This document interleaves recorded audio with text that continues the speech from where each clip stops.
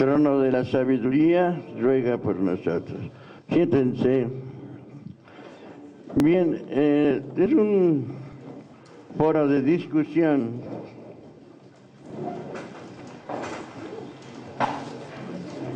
para este miércoles, porque este ministerio es muy delicado y requiere mucha prudencia y un esmerado y cuidadoso discernimiento, teniendo que recurrirse incluso a las ciencias de la medicina, la psicología y la psiquiatría, aún antes de recurrir a la terapia espiritual.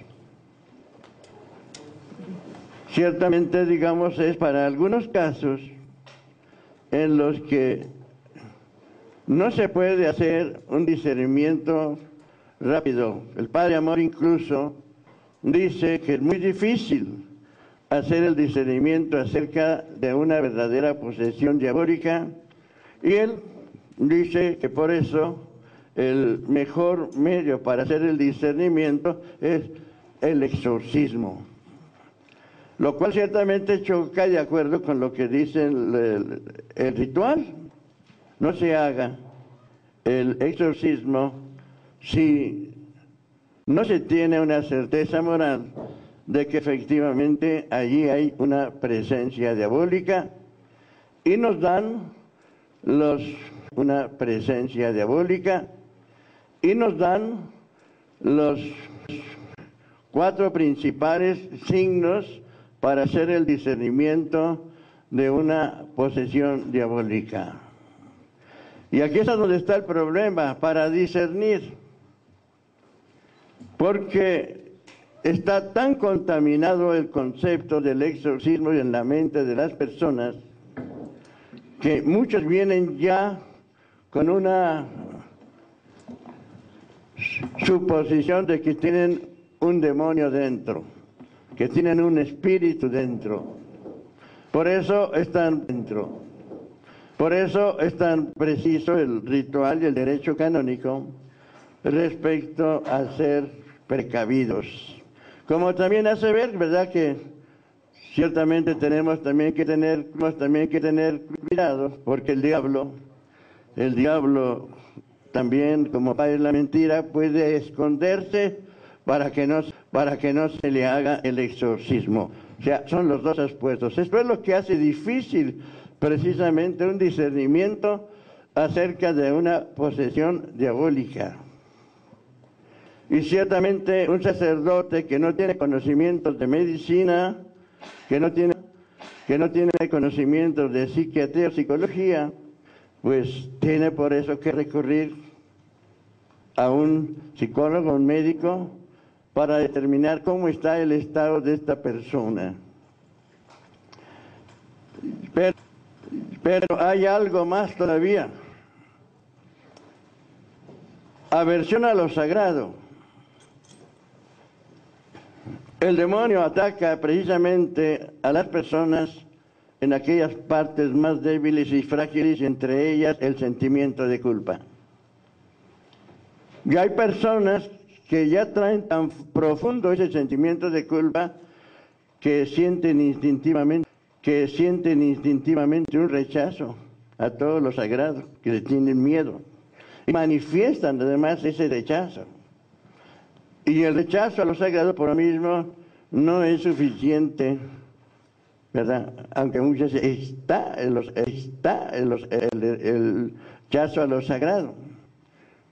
Pero muchas veces vemos, le echamos agua bendita, y no pasa nada. Por eso está también lo del engaño. Pero si nosotros nos ponemos a hacer exorcismos, luego, podemos meter un diablo en una persona, un diablo mental. Y podemos sacar con el exorcismo un diablo verdadero, pero un diablo mental va a ser más difícil. Por eso se requiere mucha prudencia. Ahora, nos dice el Padre Amor que para esto está precisamente el exorcismo de diagnóstico. ¿Qué quiere decir? Pues hacer unas oraciones imperativas, aún sin hacer todo el exorcismo. Pero yo he encontrado en esto un problema. Si yo hago el exorcismo de diagnóstico a una persona de la que no estoy seguro y quiero provocar una reacción, la persona que ya viene predispuesta pensando que tiene un demonio reacciona.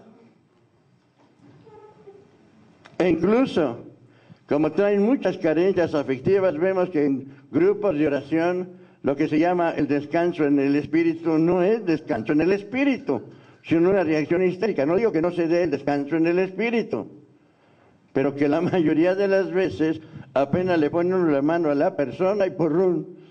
Y eso me pasaba a mí.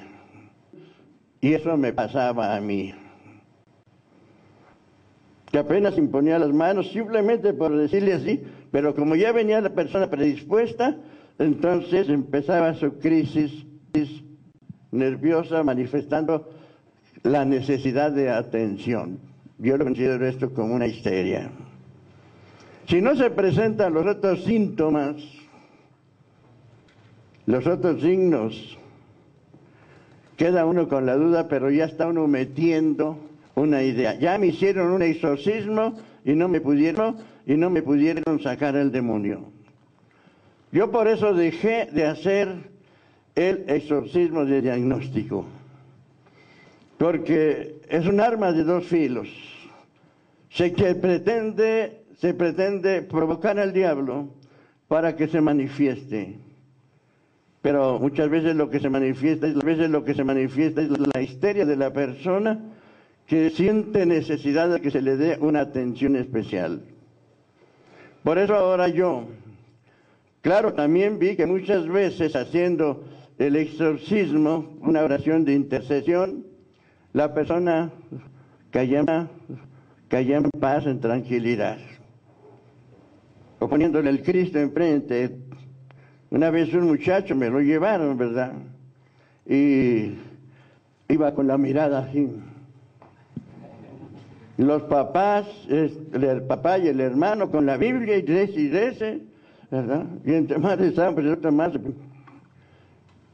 Era un domingo, la última misa en la tarde, yo cansado ya, pero los vi tan angustiados que entonces los pasé a la sacristía. Entonces le digo, ¿qué te pasa? Háblame. Entonces le digo, ¿qué te pasa? Háblame, dime, ¿qué te pasa? Estoy para ayudarte. Ah, traes un espíritu mudo, dije yo. Un espíritu mudo. Y él seguía así, con un mutismo, no decía nada. Entonces dije, mira, yo soy el sacerdote, le enseñé la estola, ¿verdad? Quiero ayudarte. Tomé el Cristo y le dije, mira, aquí está Cristo. Y que le mete una escupita. No me dice, un Cristo muerto. Se le quitó lo mudo. Dijo, un Cristo muerto. Le dije, no, fíjate bien. Está vivo, porque efectivamente el Cristo que yo utilizo no es el Cristo muerto, sino el Cristo resucitado, Cristo sacerdote en la cruz. Fíjate bien, está vivo. Y le mete el escupitar. Ah, ¿con qué esas tenemos? Y entonces agarro el escupitar. Ah, ¿con qué esas tenemos? Y entonces agarro el estola y se la pongo y empiezo a hacerle oraciones de liberación y sanación. Entonces le puse el Cristo en la frente, le eché agua y no pasó nada, le puse el Cristo en la frente, se arrodilló, le dije, arrodíllate y pídele perdón. Y sí, pidió perdón. Entonces salió de su crisis y ya empezamos a platicar.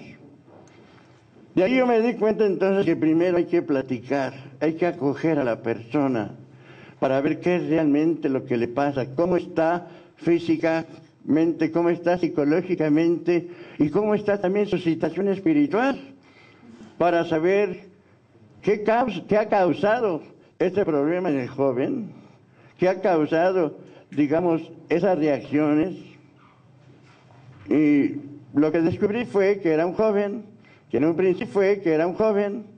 principio pues había estado en un coro, pero como pasa con los coros, que nomás van a cantar y no tienen una formación, está estudiando psicología y lo ponen a leer pues los libros de Bacon, de todos los positivistas, y entra en conflicto. Él entra en conflicto y entonces vienen trastornos en su personalidad.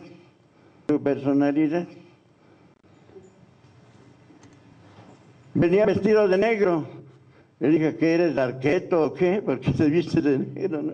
No, dice, sí me gusta vestir. Entonces, digamos, ese muchacho, con una plática y una confesión, se resolvió su problema. Sus papás venían con una situación de que estaba endemoniado, que tenía una posesión diabólica.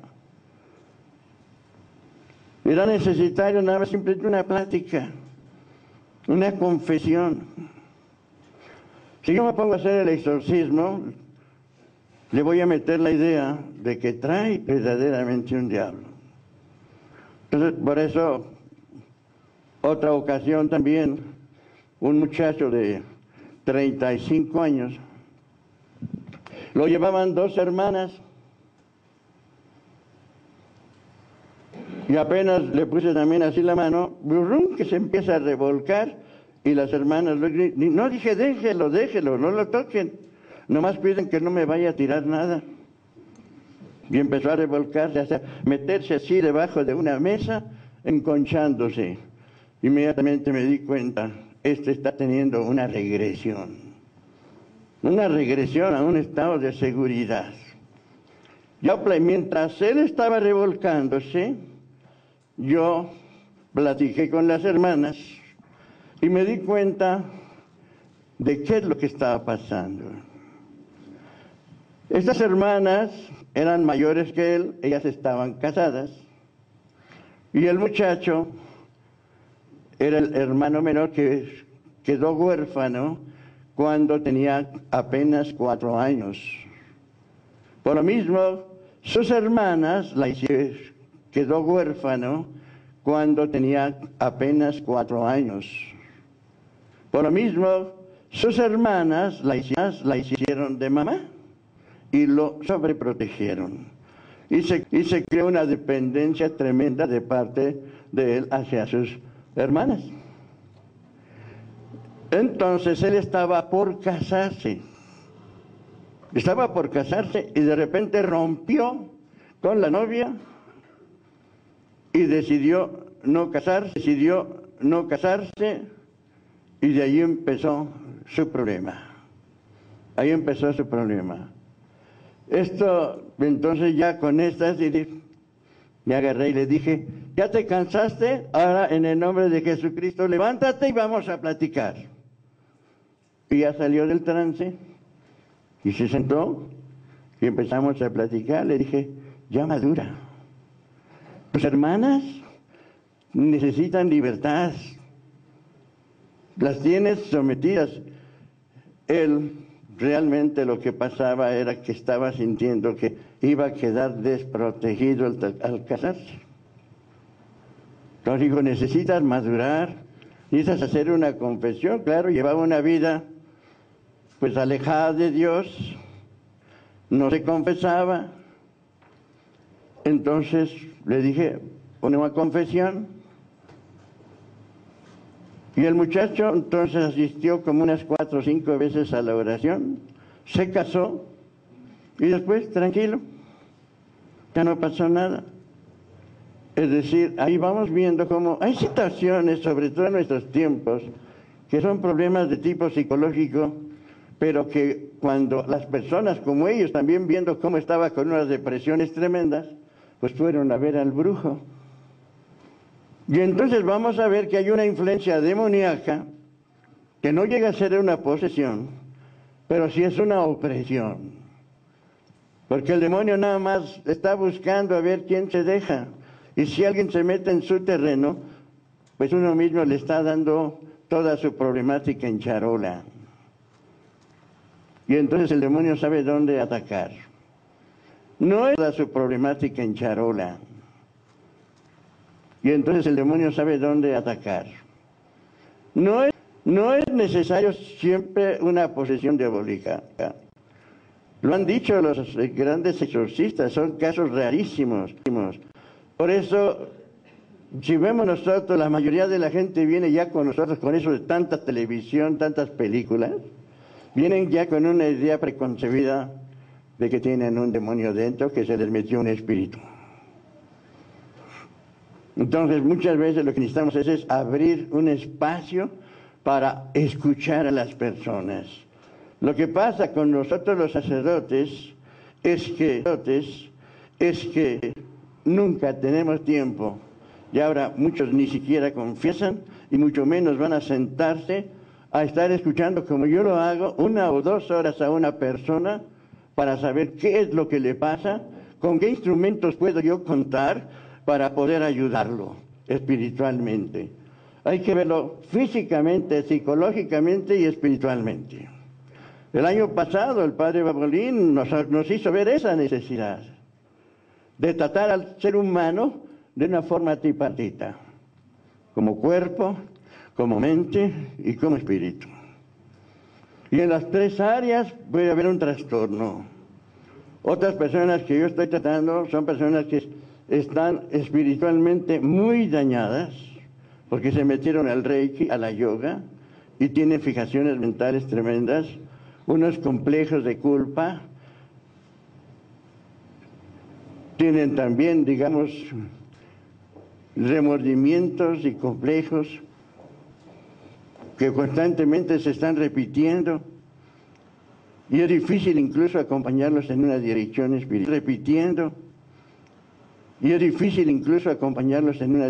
espiritual. ¿No? Y entonces, claro, una de las cosas que vemos también es que tienen la idea metida de que tienen un diablo y que no se le quiere salir el diablo. Entonces, por eso es muy delicado, porque si nosotros actuamos inconscientemente, luego hacer exorcismos, o usar como algunos lo han hecho, de una persona que se dice vidente, una persona que tiene carisma, y de repente dice, es que le hicieron un daño, o le hicieron un entierro. Yo pienso que si se sirve un carismático, primero hay que tener los discernimientos para ver qué tanta credibilidad podemos tener en un carismático, y de eso nos va a hablar el padre de Remira. Criterios de discernimiento para poder, y además no debe el carismático decirlo públicamente. ¿Por qué? Ya metió esa idea a todos los demás, y a esa persona. Eso tiene que ser ustedes qué piensan, ¿no? ¿Qué es lo que han visto? Y además darse cuenta que no es ni el carismático, ni el médico, ni el psiquiatra el que tiene que decir qué es lo que está pasando. Él es el que tiene que hacer el discernimiento, el exorcista. Recordemos que por la imposición de manos recibimos el sacerdocio y el envío. Y cuando nos nombran exorcistas, no solamente podemos hacer oración de liberación, sino también hacer operación imperativa, pero como nos dice, con mucha cautela, con mucha prudencia, usando incluso, si no soy médico, yo les digo, yo soy psicólogo, soy médico naturista, acupunturista, y soy también sacerdote y exorcista. Y en las 3 áreas trato yo a la persona. Primero, una entrevista para ver qué es lo que resalta de esa entrevista. A ver, si empieza a decirme, tiene depresiones, tiene miedo, bueno, pues yo voy a ver cómo están sus órganos. ¿Qué tan dañada está esta persona con sus órganos? Yo tengo una terapia que se llama Suyo, por medio de la cual yo hago el diagnóstico en la mano para saber cómo están sus órganos y la relación que hay entre órganos y sentimientos.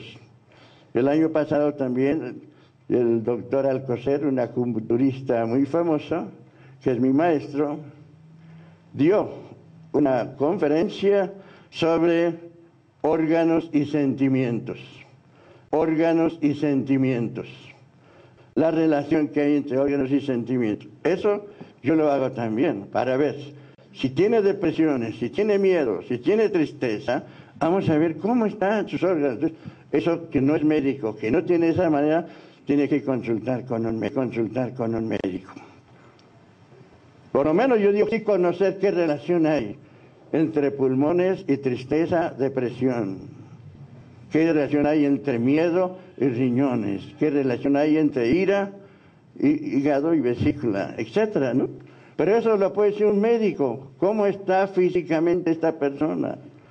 Y psicológicamente ver también qué traumas trae esta persona, cómo ha sido su desarrollo, si fue querido, no fue querido, fue aceptado, no fue aceptado, cómo fue tratado en su niñez, en su infancia.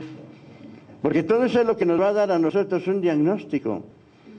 Cómo está físicamente y cómo está emocionalmente. ¿Qué traumas trae? ¿Qué sentimientos de rechazo, de odio, de rencor? Porque ahí es donde ataca el demonio. Es importante conocerlo, no solamente para hacer el discernimiento si hay una posesión o no posesión diabólica, sino saber en dónde lo está atacando el demonio. Porque es ahí donde entra el demonio a atacar, en las debilidades del ser humano. Las debilidades del ser humano. Y cuando una persona va a que le lean las cartas, a que le lean el café, lo mismo que hace el que lee las cartas y el café, lo que hace el demonio. Descubrir, como dicen, meter el hilo o la aguja para sacar la hebra. Y por ahí el diablo, que tiene tanta astucia de tantos años, por eso digo que el diablo sabe más por viejo que por diablo. Y conoce todas las debilidades del ser humano. Y de ahí que el diablo tiene tela de dónde cortar para estar dañando a una persona. Cuando no por un lado, por otro. Y por otro. Y por eso entonces entra la vida espiritual. Vamos a ver cómo estás espiritualmente. ¿Sí? ¿Cuál fue tu desarrollo? ¿Qué conocimientos tienes de la fe? ¿Cómo practicas tú los medios de santificación? ¿Cómo usas las armaduras de la fe? ¿Tienes las armaduras de la fe? ¿Las usas? Es por esto que se requiere mucha cautela, mucha prudencia. Y que no es nada fácil hacer un diagnóstico. Y no se trata nada más de decir está poseído, no está poseído. Hay que ver cómo está psicológicamente, cómo está espiritualmente, cómo está emocionalmente. Y aquí es donde entra todo lo que la renovación carismática tiene. No ponerse a hacer exorcismos como algunos lo están haciendo, y mucho menos utilizar un medio para ver si está poseído o no, si le hicieron una brujería o no, sino más bien ver cómo estás espiritualmente para ver dónde te está atacando el demonio. De ahí viene una dirección espiritual para ayudar a la persona a que utilice las armas de la fe y hacer la oración de sanación interior, oraciones de sanación de recuerdos, de resentimientos, de odios, de rencores, de rencores. Esta es toda una tarea que ciertamente no es fácil y que requiere tiempo, requiere llenarse del Espíritu de Dios. ¿Para qué? Tener la paciencia de escuchar y pedir al Señor que lo ilumine a uno. Y no recurrir a lo fácil. Como un padrecito que mucho tiempo fue exorcista y que usaba el péndulo para preguntar al péndulo si había un demonio no dentro. Pues ese está llamando al mismo diablo que venga. Bien, esta es mi aportación respecto a esto. Hay que tener mucho cuidado, ¿verdad? Ahora ciertamente yo lo confieso, Soy exorcista y coordinador de exorcistas, pero una verdadera posesión diabólica no la he encontrado. Y las personas se liberan, se sanan y se ve la maravilla de Dios que se logra cuando el hombre tiene un encuentro personal con Él. El Señor hace maravillas. Una persona, 36 años, en silla de ruedas y deja la silla de ruedas. Una persona se le necrosa el intestino grueso por ese estrés que se forma en ella por querer perdonar y no poder perdonar. Le tienen que cortar todo el intestino grueso. Pero con 6 meses de estar platicando con ella, logró finalmente recurrir a la misericordia de Dios. Y cuando ya estaban por operarla, le dijeron, no la podemos operar porque no hay sangre de su tipo. Ella se desperdició, ahora ni siquiera me pueden operar.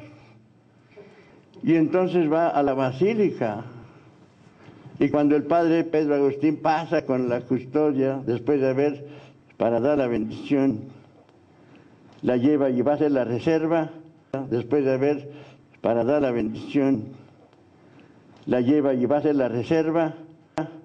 Esta mujer, como la hemoirosa, se va detrás corriendo, buscando, Señor, si te toco, y logra tocarlo.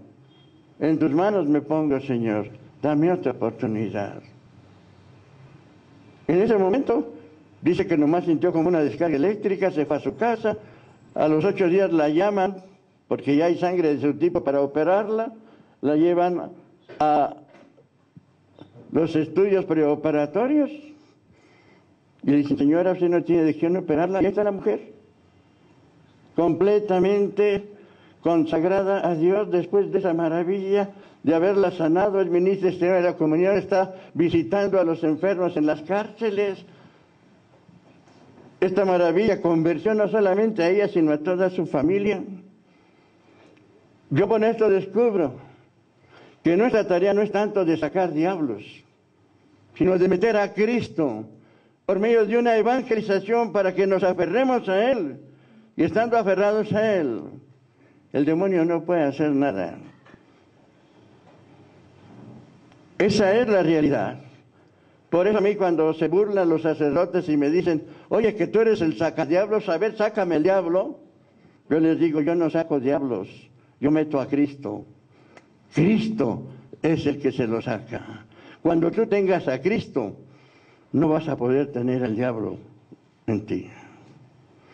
Cuando tú tengas a Cristo, no vas a poder tener al diablo en ti.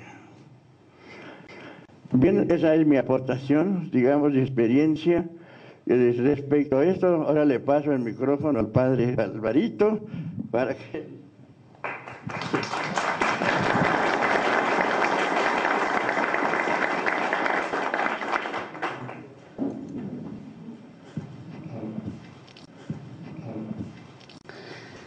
La ventaja del padre Pedrito es que él es sacerdote, es médico naturista, que sabe de la medicina china, la vietnamita o la coreana, no sé cuál otra, y además es exorcista, ¿no? Y chamán, dijiste el otro día jugando, jugando allá en Valencia, dijo él que era chamán, pero él lo dijo por juego. Padre que Gramolazo lo defendió, dijo, no, padre Pedro es nada menos que el que coordina a los exorcistas. Pero ayer cuando decían maravillas del chamán, que tiene sus pies metidos en la tierra para tener contacto con el mal, pero tiene su cabeza metida en el cielo, y entonces como que une las dos fuerzas, negativa y positiva, y como un ser de luz, pues yo me empecé a imaginar a Pedrito así, lleno de luz y también de la experiencia negativa por su trato con el mundo, desde luego. Sí, pero ya como que se antojaba ser chamán. Habló tan bonito el padre Anzuaga del chamán. Ay, pues yo quiero ser chamán. Fíjense que me llama mucho la atención siempre que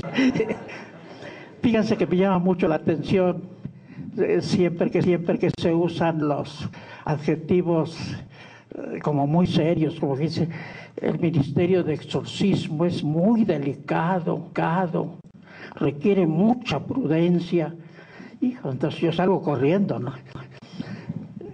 Bueno, ¿y de dónde salió esto? ¿Por qué? Bueno, es a tenor del canon 1172 que pone eso. En primer lugar, pone las condiciones así como de un hombre marciano para el exorcista. El exorcista tiene que ser un hombre docto, un hombre prudente, un hombre piadoso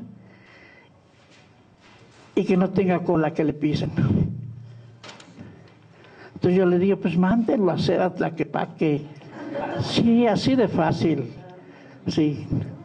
Y luego dice que el sacerdote nunca haga un exorcismo si no le pide permiso expreso al obispo. Y yo dije, yo nunca le hubiera pedido al obispo que me diera permiso para hacer un exorcismo, estaría loco. Pero luego me acordé que yo tengo mis auxiliares que juego con ellos y digo, a este le gusta mucho y puede mucho. Anda buscando dónde hay posesos para ayudarlos. Con su lámpara de Aladino, a ver, no hay. Y cuando Padre Pedro dice, no, pues yo les confieso que yo un verdadero poseso no me lo he encontrado, me da mucha alegría. Y entonces digo, bueno, pues por eso descamisas a los obispos no quieren tener no quieren tener exorcista, pues si no hace falta. Si esa fuera la experiencia, pues no hace falta, de verdad, son muy razonables los obispos en no tener exorcista en su diócesis. Lo malo es que, a tenor del Evangelio y del derecho, pues los obispos son los exorcistas natos. Nosotros somos sus ayudantes. Yo me escandalizo cuando no veo que esté aquí un obispo sentadito aquí promoviendo estas cosas, porque él es el encargado del exorcismo, nosotros no. El exorcista en primer lugar es Jesús, el Señor. El colegio de apóstoles recibieron el mismo poder de ser exorcistas, y los obispos herederos de ese colegio, de ese poder, pues son los exorcistas natos. Pero ni en Valencia ni aquí yo veo que los obispos estén ahí bien interesados y promoviendo y diciendo, no, a ver, ¿qué hacen ustedes? Ya luego yo, si veo que no la riegan, los apruebo. Me quedo así. Se me va el aire. Bueno, ¿y por qué es tan delicado esto? Bueno, yo aquí puse lo del exorcismo. Exorcismo, palabra sugestiva. Suscita miedo, curiosidad, evoca mundos ocultos, choques espectaculares con el invisible, enciende la fantasía, crea perplejidades. Todo eso piensa la gente cuando se habla de exorcismo. Entonces, por eso ningún sacerdote quiere entrarle. Y luego, como piensan que el diablo de veras se la sabe de todas, es un sabio psicólogo, es el psicólogo de los psicólogos, que él nada más convierte, te va a leer tu conciencia y va a leer tu historia negativa y de pecados. Entonces me dijo un sacerdote, yo le ayudo al obispo en todo lo que quiera, menos en ser exorcista, porque no quiero que me saque mis trapos al sol delante de toda la gente, que me vaya a decir todos mis pecados. ¡Qué vergüenza! ¿Qué no sientes miedo de que un día te diga todas las tonteras que has hecho en tu vida? Y no, fíjate que no, ya tengo la respuesta. Sí, se la pienso contestar al demonio. Es cierto, yo muchas veces he estado por tonto, bajo tu hegemonía, te he hecho caso. Pero la Iglesia me ha perdonado en el sacramento de la reconciliación y ha destruido esa vida negativa. ¿Y tú cómo estás?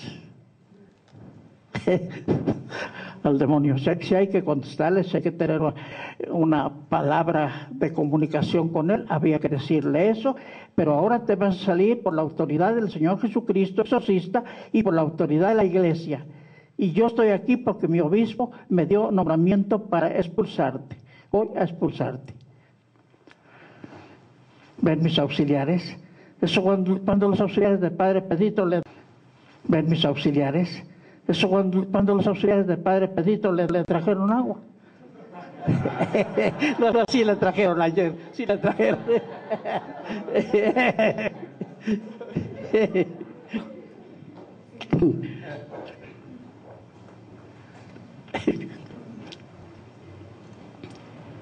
Bien. Entonces requiere, es una tarea de mucha responsabilidad. Pero claro, yo siempre le quiero recordar a las personas lo que puse aquí, posesiones parciales del demonio. Pero son posesiones, son parciales. Sí, te puede poseer en una décima, novena, octava, así, en partes. Las posesiones parciales. La tentación fuerte, persistente. Tal vez no todos han parecido una tentación fuerte, casi obsesiva. Y también los señores obispos nunca la han tenido. Si no, ya se hubieran dado cuenta de que el demonio es canijo, es terrible. Tentación persistente, circundacio, influencia, opresión, vejación, obsesión, infestación. Todas estas situaciones son posesiones parciales. Y el exorcista tiene que ver a esta gente en posesión parcial. Es su tarea, no es tarea del psicólogo, no es tarea del médico, no es tarea de otro. Jesús nos ha mandado a sanar a estas gentes que tienen posesión parcial. Y hasta abajo en un cuadro puse la cumbre de estas situaciones. Después de estas posesiones parciales sigue la posesión, la posesión demoníaca total. Sí, total. Posesión demoníaca. ¿Se da? Nada más que hay que hacer una distinción clara. Sí. Porque si hablamos mucho de posesiones parciales y posesiones totales, no hacemos la diferenciación en lo que es una verdadera posesión del cuerpo y lo que es más bien una influencia demoníaca que puede ser, como decía el padre Gramolazo, viene a ser una posesión del corazón. Sí, es que hay posesiones externas e internas. Sí, es cierto que una vejación externas e internas. Sí, es cierto que una vejación es externa, ¿no? Y la sufrieron los santos. Quizás Valencia sufrió vejaciones cuando estaba rezando su breviario. El cura de Ars sufrió vejaciones. Lo arrastraban por su dormitorio. Y la posesión, pues es la situación interna del demonio en un cuerpo. Nunca toma las almas. Bien. Entonces esto es tarea nuestra, Quizá nosotros por eso tenemos la impresión de que tenemos mucha tarea. Sí, yo trabajé 9 años solo y sí me sentía abrumado, me sentía aplastado. Iba los viernes, pero el jueves es mi día libre. Yo ya estaba nervioso desde el jueves en la tarde, pensando que otro día tenía que encontrarme con este cúmulo de posturas parciales, de enfermedades parciales, de ataques parciales, si usted quiere externos, pero que enferma a la gente y que hay que tratarlas, hay que orar por ellas, hay que participar con ellas en su vía crucis. Entonces yo estaba hasta casi enfermo de este temor. Afortunadamente aparecieron milagrosamente mis auxiliares y creo que la arquidiócesis de Jalapa, así como arquidiócesis, tiene más auxiliares que todas las diócesis del estado de Veracruz. Sí. Ahí sí, modestia aparte, cuando vamos a las juntas que tenemos como provincias, con todos los exorcistas de las diócesis del Estado, nosotros llevamos 10 o 12 gentes que son auxiliares. Entre mis auxiliares hay 2 doctoras en medicina y un doctor en medicina. Entonces, entre mis auxiliares hay 2 doctoras en medicina y un doctor en medicina. Entonces, toda esa calentamiento de cabeza de hacer la auscultación desde el orden de las enfermedades, ellos están ahí y yo les paso la pelota. A ver, médico, ¿qué aconseja a esta hermana? ¿Cómo sería su diagnóstico? ¿Qué le aconseja? ¿Qué medicina le aconseja? ¿O qué especialista, internista? ¿O qué psicólogo? ¿O qué neurólogo? ¿O qué psiquiatra? Colega suyo que venga en auxilio de esta persona. Nosotros vamos a ayudarla, nunca nos vamos a negar, nunca nos vamos a negar, aunque no nos demos cuenta que su mal es de orden físico o de orden psicológico. Fobia, trauma, angustia, lo que sea. No nos vamos a negar a hacer oración. Yo le digo, la oración sumada con la medicina va a sacar adelante al enfermo. Pero claro, no tengo el desgaste, gracias a Dios, porque tengo auxiliares en medicina que están ahí presentes cuando yo hago la interlocución con los enfermos. Ellos están ahí. Si tengo una oscuridad, les recurro a ellos y ellos van a dar la opinión. Inclusive cuando hago un exorcismo mayor y que me da miedo de que se le vaya a paralizar el corazón a la persona, le llamo al médico y le digo, tómele por favor el pulso, dígame cómo está la frecuencia cardíaca de esta persona. Sí. Entonces, como que tener un equipo bien instrumentado con estas personas capaces es el gran alivio para el exorcista. Yo así lo veo. Sí, es cierto, es un ministerio delicado y en la medida que es delicado debo instrumentar mi equipo.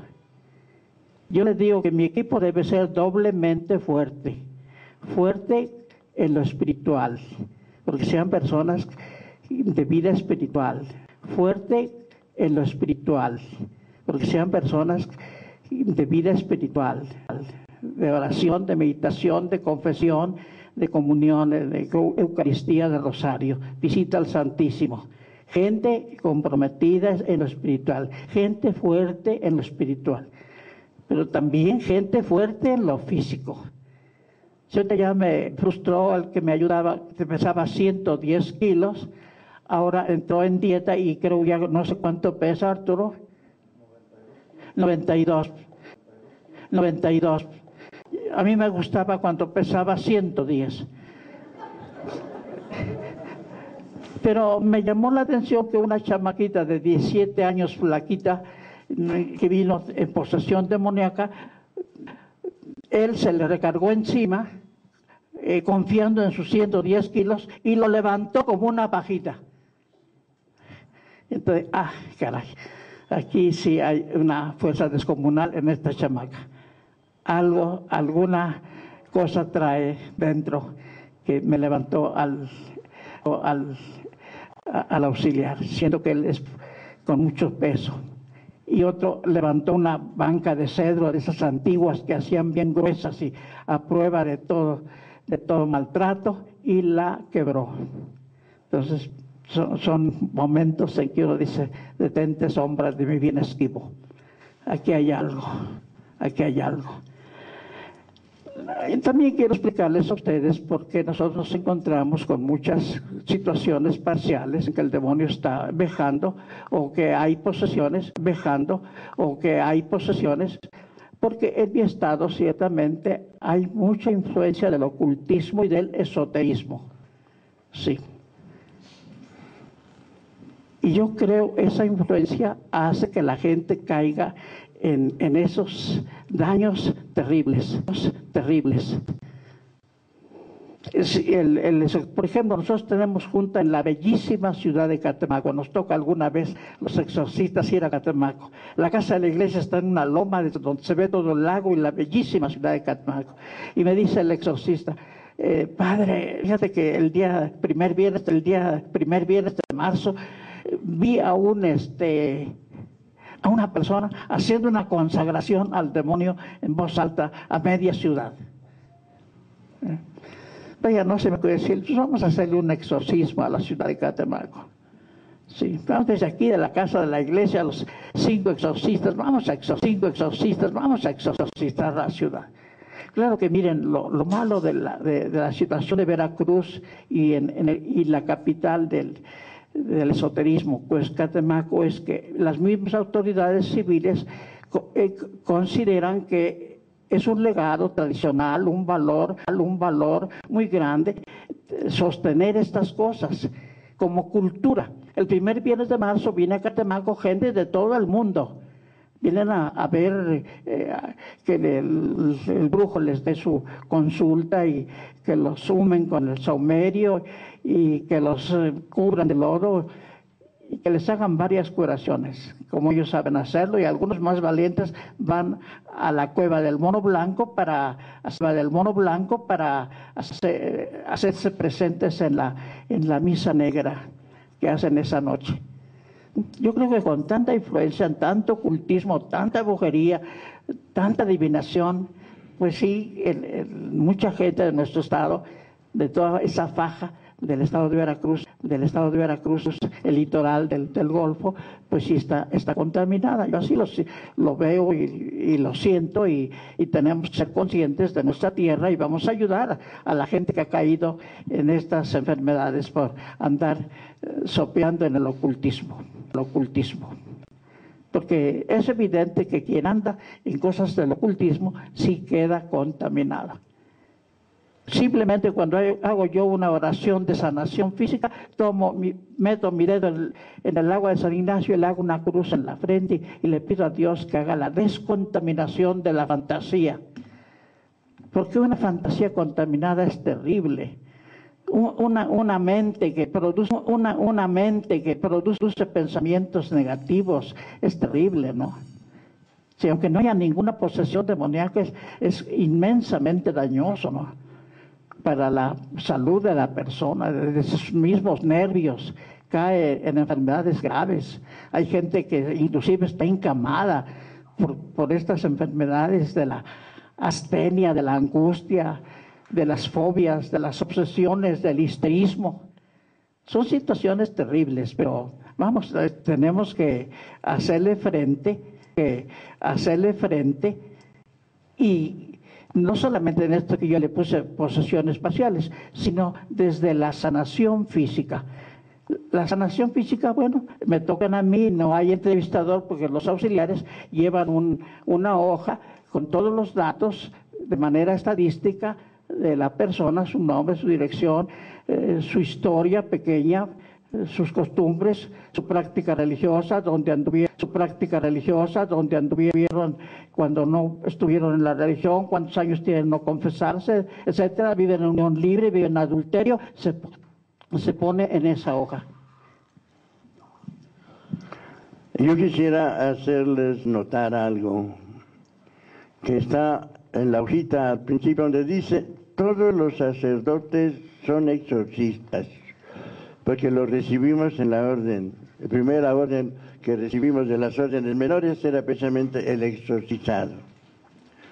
Después de la reforma litúrgica quitaron las órdenes menores, pero de todas maneras en el mandato que se nos da está incluido lo que dice enseguida: expulsión de demonios,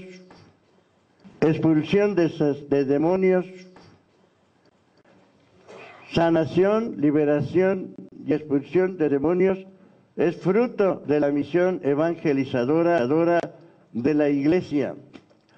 Y ahí tiene ustedes las citas del Evangelio acerca del envío que hace el Señor. Y hay que notar que cuando manda a sus discípulos, apóstoles y discípulos no apóstoles, no hace diferencia en cuanto al envío más que en la cuestión de expulsión de demonios. Pero todo el mandato es igual para unos y para otros, incluso de no llevar 2 alforjas, 2 sandalias, sino lo que tienen puesto. Es decir, confiados plenamente a la divina providencia. El ministerio del exorcismo una misión, exorcismo, una misión para lucirse ni para hacer lucro, es un servicio. Pues el Señor manda así, sin coste, lo que llevan puesto. Y les dice, anuncien la buena nueva de la salvación a todos los hombres, bautizándolos en el nombre del Padre, del Hijo y del Espíritu Santo, y enseñándoles a cumplir todo lo que les he mandado. Y después añade, sanen a los enfermos, liberan a los exprimidos y expulsen a los demonios. Y cuando da el mandato a los 72 que no eran apóstoles, les dice lo mismo, menos expulsar demonios. Y resulta que después, cuando llegan los apóstoles, de haber ido a evangelizar, regresan, sí, hablando maravillas de la evangelización, pero llegan quejándose de que hubo un demonio al que no pudieron expulsar.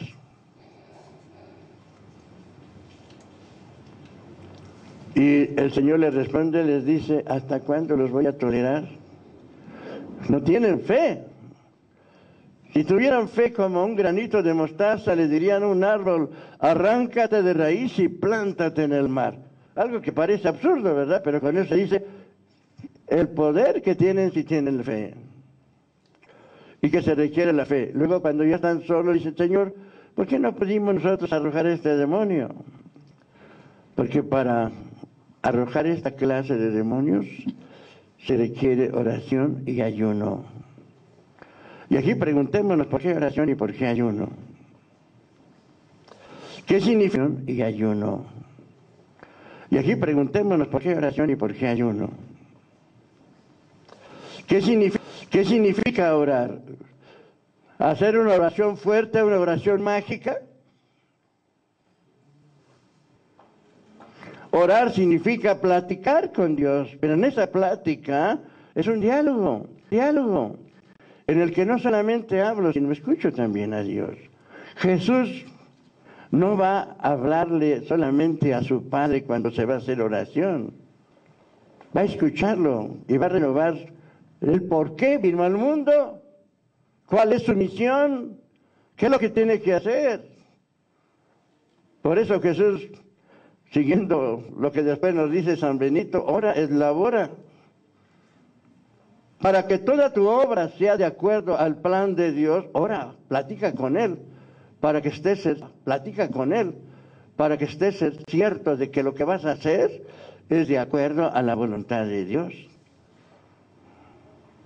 Para eso hay que hacer oración y constante. Por eso nos dice, vigilad y orad para que no caigáis en la tentación, porque el espíritu está pronto, pero la carne es débil.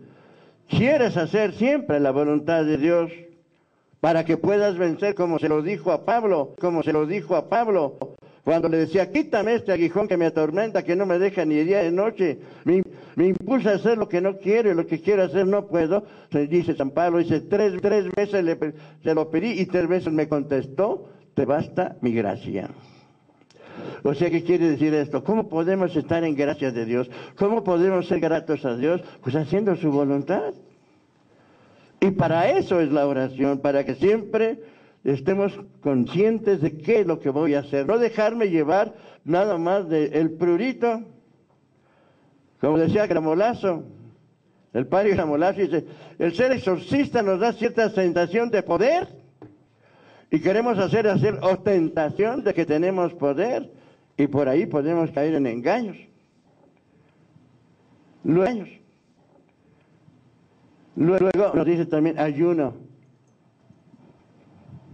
Las situaciones del cuerpo, las pasiones del cuerpo, para que no nos domine. Las pasiones del cuerpo hay que ayunar para aprender a dominar nuestros impulsos, aprender a dominar nuestro cuerpo para fortalecer el espíritu. Esto es precisamente lo que tenemos que ver en la espiritualidad del sacerdote, que debe estar siempre en esa comunión con Dios. Por eso se pide que tiene que ser un hombre prudente, un hombre sabio, un hombre íntegro, un hombre íntegro, un hombre de santidad. Yo les voy a decir, cuando a mí me nombraron, yo hasta les dije, no búsquense a otro porque yo no soy santo. Búsquense a otro porque yo no soy santo. Y a alguien que sea verdaderamente prudente y que esté bien integrado, que no sea extremista. Y pues como yo tenía un historial, dijeron, no, tienes que ser tú. Y entonces yo pensé, bueno, como sacerdote tengo que tender a la santidad. Y si me voy a tener que enfrentar con el diablo, pues ni modo, tengo que luchar por ser más santo. Y que el diablo viene y me dice, ¿y tú quién eres? Tú eres esto, tú eres lo otro. Y yo dije, bueno, pero tengo una ventaja sobre ti. ¿A ti qué importa cómo yo soy? Yo me puedo arrepentir, tú no. Eso es simple y sencillamente que eso me animó. Y ciertamente les voy a decir que yo, gracias a esto y gracias a este ministerio, siento que he crecido mucho.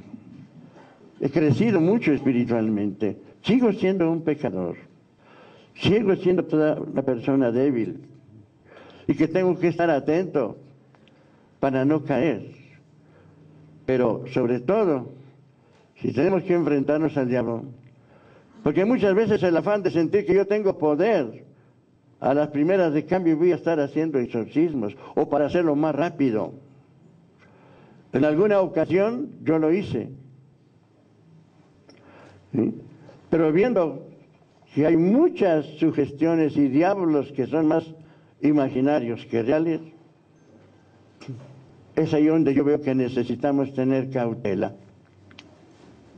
Yo he sentido la presencia del diablo, pero no dentro de las personas, sino rodeándonos y haciéndonos sentir, ver cosas, y atormentando a muchas personas.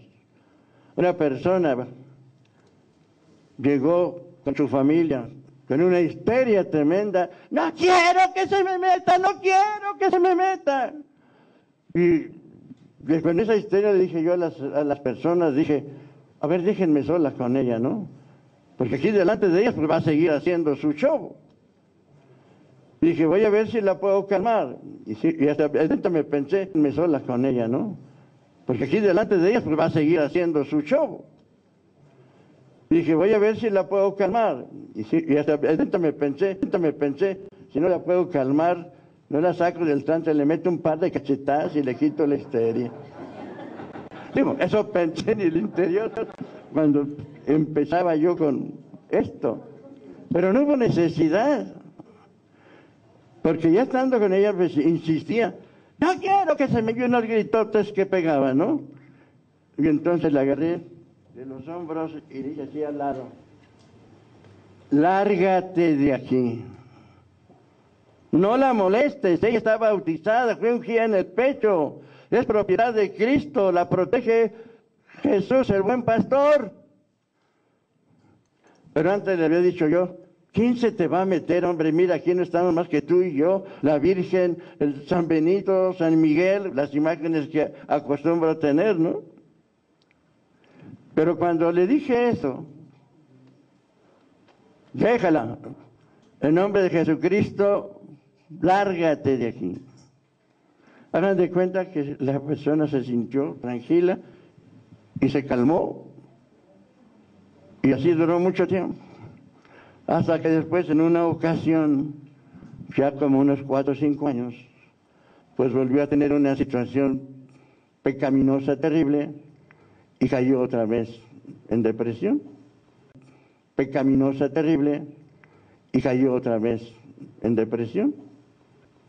Entonces, buscando por todas partes, vuelve conmigo. Le digo, no es conmigo, es con Dios. Reconcíliate con Dios. Una buena confesión. Acógete a la misericordia de Dios. Y gracias a eso, la persona pues está libre, está liberada. No. veamos precisamente cómo después, cuando regresan los 72 que no son apóstoles,